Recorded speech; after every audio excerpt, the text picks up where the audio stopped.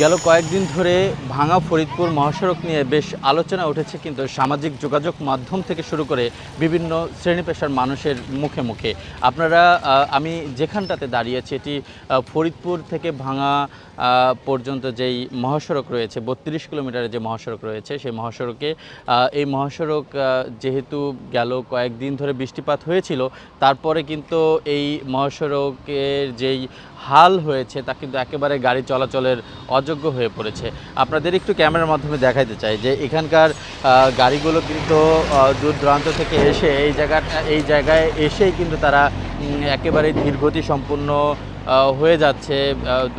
দূর দূরান্ত থেকে যে গাড়িগুলো এই পথ দিয়ে যাচ্ছেন, যেখানে আধা ঘন্টা বা 30 মিনিটের একটি পথ ছিল সেই পথ কিন্তু অতিক্রম করতে এই গাড়িগুলোরই সময় লাগছে প্রায় 1.5 থেকে 2 ঘন্টার মতো। এমনটা কিন্তু এখানকার গাড়ির যে চালকরা রয়েছেন তারা কিন্তু আমাদেরকে বলছেন।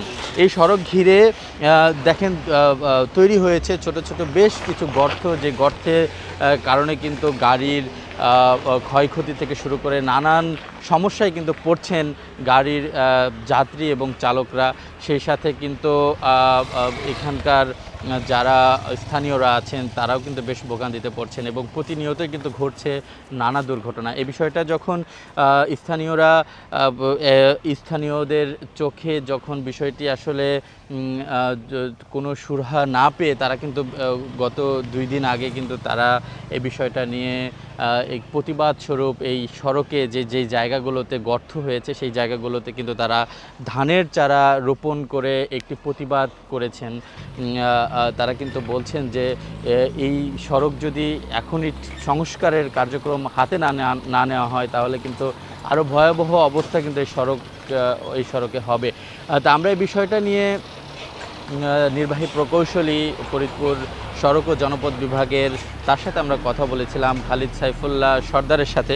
তিনি আমাদেরকে জানিয়েছেন যে এই সড়ক ঘিরে বেশ কয়েকটি পর্যায়ে কিন্তু তারা কার্যক্রম চালিয়েছেন এবং ইতিমধ্যে এই সড়কের একটি নতুন দরপত্র হয়েছে এই সংস্কারের জন্য।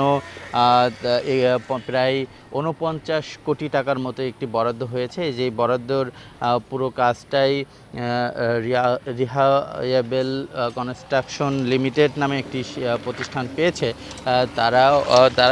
তিনি জানিয়েছেন যে যেহেতু গেল কয়েকদিন টানা বৃষ্টিপাত ছিল যার কারণে এই ঠিকাদার প্রতিষ্ঠানটি এই সড়কের যে কার্যক্রম, যে সংস্কারের কার্যক্রম হওয়ার কথা ছিল সেটি তারা শুরু করেনি। আমরা এই ব্যাপার নিয়ে ফরিদপুর অতিরিক্ত জেলা প্রশাসকের সাথেও আমরা কথা বলেছি।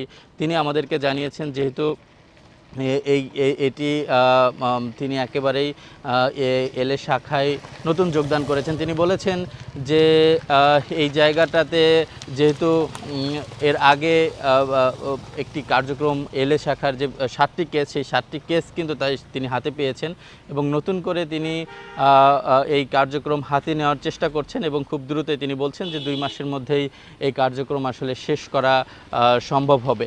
এবং এই অঞ্চলের মানুষের যে দীর্ঘদিনের প্রত্যাশা, দীর্ঘদিনের যে দাবি, সেই দাবিও আসলে 4 লেনের মাধ্যমে কিন্তু সেই 4 লেনের হওয়ার মাধ্যমে কিন্তু এই এলাকার মানুষের যে প্রত্যাশা, সে প্রত্যাশা পূরণ হবে বলে এই এলাকার মানুষ মনে করছেন। এই ছিল ফরিদপুরের যে 32 কিলোমিটার মহাসড়ক, সেই মহাসড়কের সার্বিক পরিস্থিতি।